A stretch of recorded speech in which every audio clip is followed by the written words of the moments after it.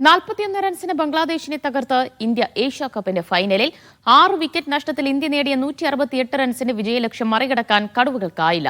മറുപടി ബാറ്റിംഗിനിറങ്ങിയ ബംഗ്ലാദേശ് 127 റൺസ് എടുക്കുന്നതിനിടെ പുറത്തായി.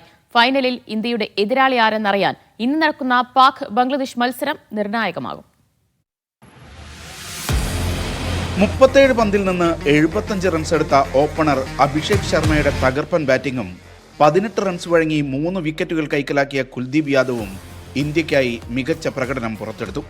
ടോസ് നേടി ബൌളിംഗ് തെരഞ്ഞെടുത്ത ബംഗ്ലാദേശ് ഫീൽഡിംഗ് കരുത്തുകൊണ്ട് ഇന്ത്യൻ റൺവേട്ടയെ വരിഞ്ഞുകെട്ടുകയായിരുന്നു. അഭിഷേകിനും ഗില്ലിനും പിന്നാലെ എത്തിയവർ രണ്ടക്കം കാണാൻ പാടുപെട്ടു. ഈവൻ ബാറ്റിംഗ് നോക്കിയാൽ തന്നെ അഭിഷേക് ശർമ്മയും ശുഭ്മാൻ ഗില്ലും കഴിഞ്ഞു കഴിഞ്ഞാൽ അങ്ങനെ ബാക്കി മിഡിൽ ഓർഡറിലേക്ക് അധികം പെർഫോമൻസ് വന്നിട്ടില്ല. ബംഗ്ലാദേശിന്റെ ഫീൽഡിംഗ് പറയാതിരിക്കും വയ്യ. നല്ല കിടിലം ഒരു നല്ല ഫീൽഡിംഗ് ആണ്. ഒരു ക്യാച്ച് മിസ്സായിട്ടില്ല. നായകൻ സൂര്യകുമാർ യാദവും തിലക് വർമ്മയും 5 റൺസിന് പുറത്തായി. ശിവൻ ദുബെ 2 റൺസിന് ഔട്ടായി. 29 പന്തിൽ നിന്ന് 38 റൺസ് എടുത്ത ഹർഷിത് പാണ്ഡ്യയും പുറത്താകാതെ 10 റൺസ് എടുത്ത അക്സർ പട്ടേലുമാണ് ഭേദപ്പെട്ട സ്കോറിലേക്ക് ഇന്ത്യയെ നയിച്ചത്. മറുപടി ബാറ്റിംഗിനിറങ്ങിയ ബംഗ്ലാദേശിന് 2-ാം ഓവറിൽ തന്നെ തൻസീദ് ഹസനെ നഷ്ടമായി.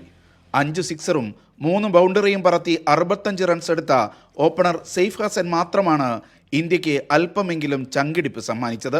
3 വിക്കറ്റെടുത്ത കുൽദീപ് യാദവും 2 വീതം വിക്കറ്റുകൾ പിഴുത ബൂംറയും വരുൺ ചക്രവർത്തിയും ഇന്ത്യയുടെ ബൗളിംഗ് കരുത്തറിയിച്ചു.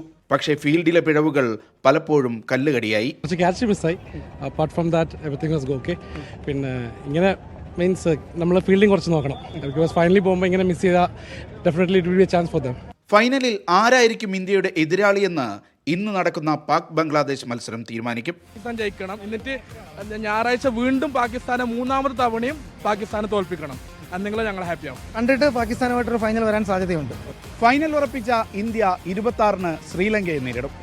28-ന് നടക്കുന്ന ഫൈനലിൽ ആരെയായിരിക്കും ഇന്ത്യ നേരിടേണ്ടി വരിക? പലരും പാകിസ്ഥാനെയാണ് പ്രതീക്ഷിക്കുന്നത്. യാസിർ അറഫാത്തിനൊപ്പം ഷിനോ ഷംസുദ്ദീൻ, മീഡിയ 1, ദുബായ്.